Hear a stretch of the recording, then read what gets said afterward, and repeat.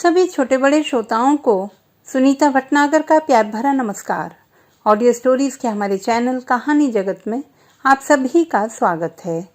हिंदी कहानियों की श्रृंखला में आइए आज सुनते हैं अभिमन्यु अनंत जी द्वारा रचित कहानी अब कल आएगा यमराज। अपने गले में लटके मंगलसूत्र के तमगे को वह अपने अंगूठे और 2 उंगलियों के बीच उलटती पलटती रही।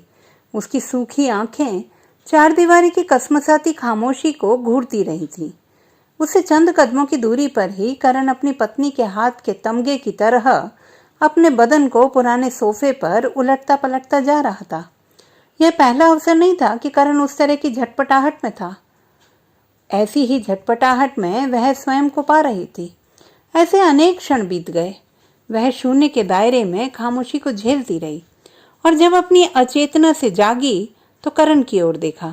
छाती के पास एक दूसरे से जकड़े उसके हाथ कांप रहे थे। कमरे में उमस थी, धुंधलका था। मौत का सा सन्नाटा रह रह कर टूटता था जब करण मिर्गी की आवाज में चिल्ला उठता। रंजीता को अपनी ओर देखते पाकर उसने परस्पर जुड़ी अपनी दोनों हथेलियों को मुक्त किया और घूंसे बांध कर सोफे से मुक्के मारने लगा। कमरे में गर्मी तो थी ही, ऊपर से क्रोध के कारण उसके माथे से पसीने की अनगिनत धाराएं बही जा रही थी। हाथों के साथ साथ उसका सिर भी कांप उठा। रंजीता अपनी जगह से उठी। उसके हाथ से छूट जाने के कारण उसका मंगलसूत्र गले में झूल उठा। वह अपने पति के पास पहुंची। उसकी उत्तेजित मुट्ठियों को उसने अपने हाथों में ले लिया। करण ने याचना भरी दृष्टि से अपनी पत्नी की ओर देखा। उसके होंठ हिले और उनके बीच से उसकी पिपासित जीभ आगे पीछे हुई। उसके हाथों को थपकियां देती हुई रंजीता बोली, धीरज धरो। अपनी ओढ़नी के छोर से रंजीता ने उसके चेहरे पर से पसीना पोंछा। दूसरे कमरे से बच्ची ने रोना शुरू करके दोबारा अपने प्यास की सूचना दी। दूध ना तो रंजीता के स्तनों में था और ना ही पिछली बार की खरीदी डिबिया में। उषा दूसरे कमरे में रोती रही। रंजीता को एक बार लगा कि बच्चे को जन्म देकर वह भारी भूल कर बैठी थी, पर करती तो क्या। उसकी सास उसे बांझ कहने लग गई थी। शादी के अभी 3 साल ही तो हुए थे, पर उसकी सास ताने पर ताने देती हुई कहती थी कि पास पड़ोस में उसके बाद शादी करने वाली जोड़ियों के 2-2 बच्चे पैदा हो गए थे, किंतु वह अभी भी दादी बनने की अपनी लालसा को पूरा होते नहीं देख पा रही थी। लालसा जब पूरी हुई तो भी मरते मरते वह यही कहती रह गई थी कि पोता होता तो क्रियाकर्म करता। अपनी सास की मौत के 2 महीने बाद ही रंजीता को अपने पति और बच्ची के साथ वह घर छोड़ना पड़ गया था जिसमें वह दुल्हन बनकर आई थी। करण के मृत पिता की पहली पत्नी जमीन और घर पर अपने अधिकार को अदालत पहुंचा कर रही थी। रंजीता ने दूसरे कमरे में पहुंचकर उषा को अपनी गोद में उठा लिया। चोली से अपने दूध रहित स्तन को बाहर करके उषा के मुंह के हवाले कर दिया। उसे मिनट भर चूसते रहने के बाद उषा फिर से रो उठी। दूसरे कमरे से करण के चिल्लाने गिड़गिड़ाने की आवाज आई।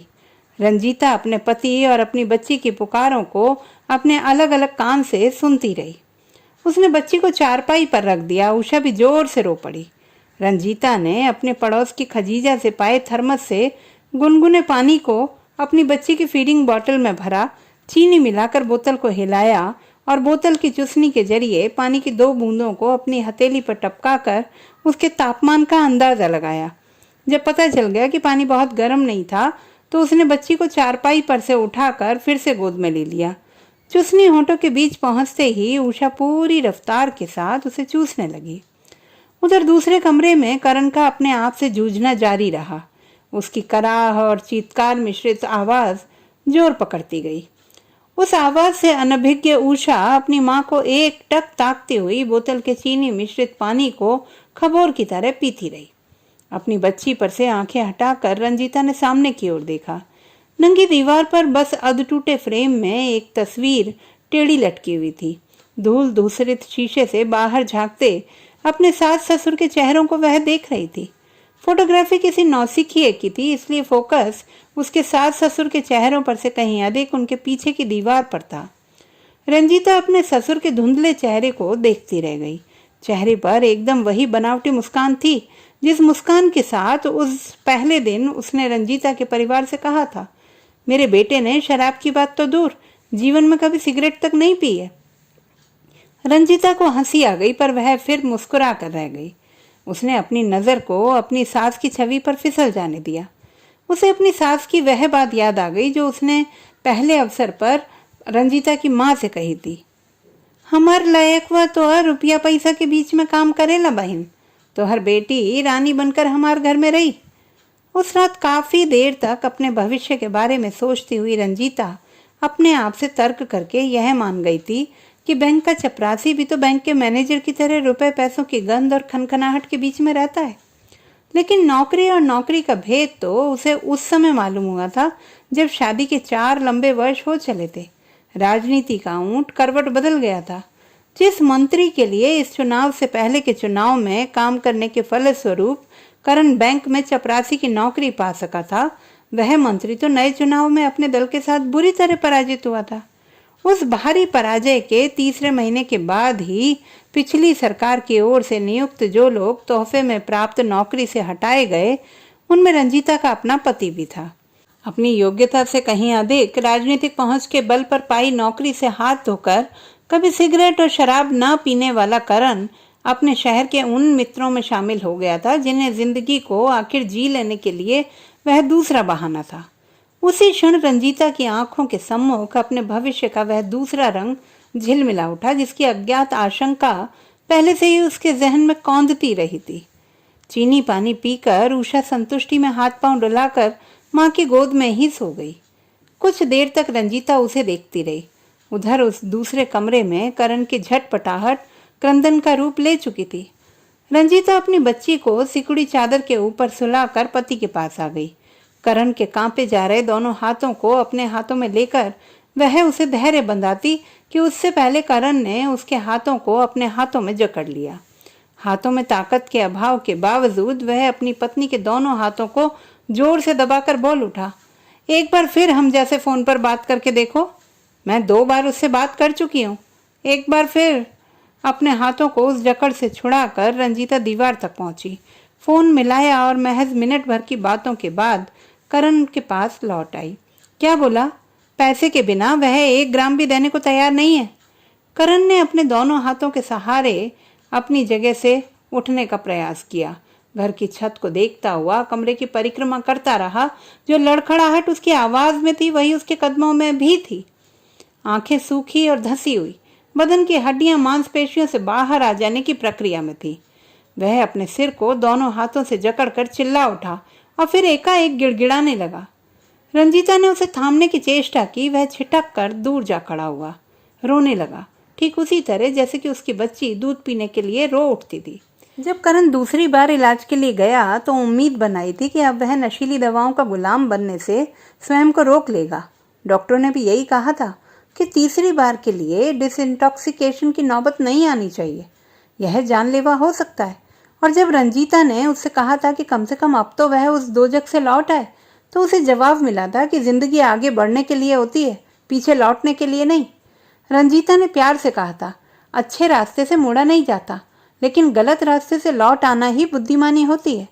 पर करण के लिए ये सब बातें बेकार की बातें थी। करण को तीसरी बार अस्पताल में दाखिल कराने की नौबत आकार ले रही थी। 15 दिनों तक उसे अस्पताल की चारपाई से बांध कर रखा गया क्योंकि दौरे इतने भयानक रूप ले चुके थे। 3 महीनों तक उसे रिहेबिलिटेशन सेंटर के इलाज के बाद जब रंजीता घर लेकर लौटी तो करण ने अपनी पत्नी के हाथों को अपने हाथों में लेकर वायदा किया था, इस बार सचमुच मैं उस गलत रास्ते से हमेशा के लिए लौट रहा हूँ। पर 3 महीने बाद ही वह जिस रास्ते से लौट आया था उसी रास्ते को फिर से लौट गया, क्योंकि जीवन को जीने की चाह से जिंदगी से भागने की प्रक्रिया कहीं अधिक बुलंद थी। रंजीता का हाथ फिर अपने मंगलसूत्र पर जा टिका। अपनी बेटी को तो वह अपनी सूखी छाती देकर कुछ देर के लिए चुप करा देती थी, किंतु अपने पति को क्या देकर चुप कराए? बस उसकी ओर देखती रही। तभी मिर्गी के जैसे स्वर में करण फिर चिल्ला उठा, देवा को फोन करो, देवा को। सुना नहीं? देवा को 3 बार फोन कर चुकी हूँ, वह कुछ नहीं कर सकता। क्यों कुछ नहीं कर सकता? मैं उसके लिए सब कुछ कर सकता हूँ और वो मेरे लिए।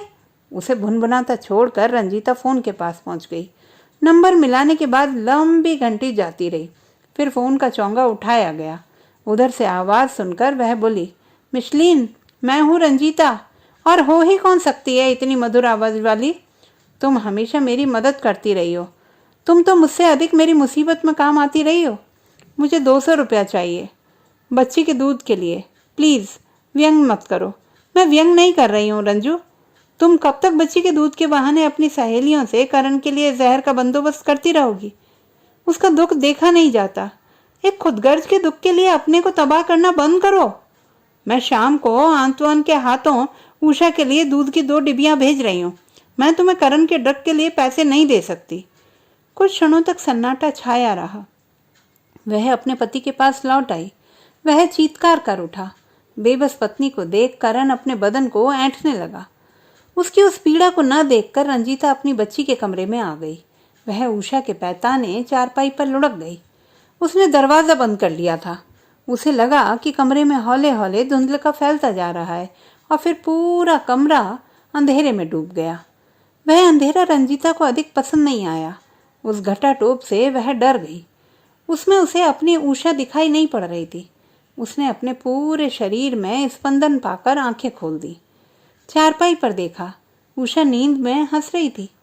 रंजीता को लगा कि उसकी सास की बात गलत थी कि नींद में बच्चे भगवान से बात करते हैं और हंसते हैं। नींद में बच्चे भगवान के साथ नहीं हंसते, बल्कि अपने माँ बाप की बेबसी पर हंसते हैं। तभी दूसरे कमरे में कुर्सी से टकराने की आवाज़ आई। शीशे के फूलदान के चकनाचूर होने की झंझनाहट सुनाई पड़ी। रंजीता ने अपने को बीच कमरे में पाया। उसे वह कोई पिंजरा सा लगा था, पर नहीं, वह पिंजरा होता तो भीतर रोशनी के साथ बाहर की ठंडी हवा उसके भीतर की उमस को मिटा जाती। वह कैद खाना भी नहीं था। कैद खाने की कोठरी इतनी विस्तृत नहीं हुआ करती। अगर वह सचमुच घर में थी तो उस घर में। रंजीता अपनी खामोशी के भीतर चिल्ला उठी, यह घर है तो इसमें से बाहर निकलने का दरवाज़ा क्यों नहीं है? ताज़ा हवा आने के लिए खिड़की क्यों नहीं है? मिशलीन उससे बोली थी कि हर आदमी की अपनी अलग दुनिया होती है, तो क्या वह जहाँ थी वह उसकी अपनी दुनिया थी?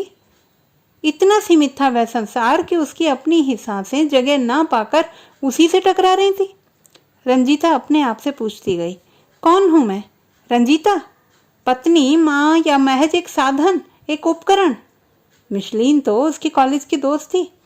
रंजीता जहाँ थी वहीं रह गई, जबकि मिशलीन कुछ से कुछ बन गई थी। अब वह कॉलेज में फ्रेंच साहित्य की अध्यापिका थी और अभी उस दिन उसी अध्यापक के लहजे में बोल गई थी, हम सभी कमोडिटी से खुद कमोडिटी हैं। ये भगवान, मजहब, रिश्ते, संस्कृति, सब कुछ मन को बहलाने के छलावे ही तो हैं। फिर भी अपने पति के साथ गिरजाघर जाती थी और रंजीता से भी कहती रहती थी कि वह भी पूजा पाठ में लगी रहे, छलावा मानकर भी। हाँ, आज दिन भर में कोई 10वीं बार रंजीता अपने गले में लटके मंगलसूत्र को हाथ में लेकर उसके लॉकेट को निहारती रही थी। शादी से पहले वह हिंदी में रूमानी उपन्यास खूब पढ़ा करती थी। कई उपन्यासों में वह राखी और मंगलसूत्र के महत्व को पढ़ती आई थी। हिंदी फिल्मों में भी इन 2 सूत्रों की उसने कम महिमा नहीं देखी थी। वह 10 वर्ष की रही होगी जब उसने पहली बार अपने बड़े भाई की कलाई में राखी बांधी थी। उससे पहले भी बांधी हो तो उसे याद नहीं था।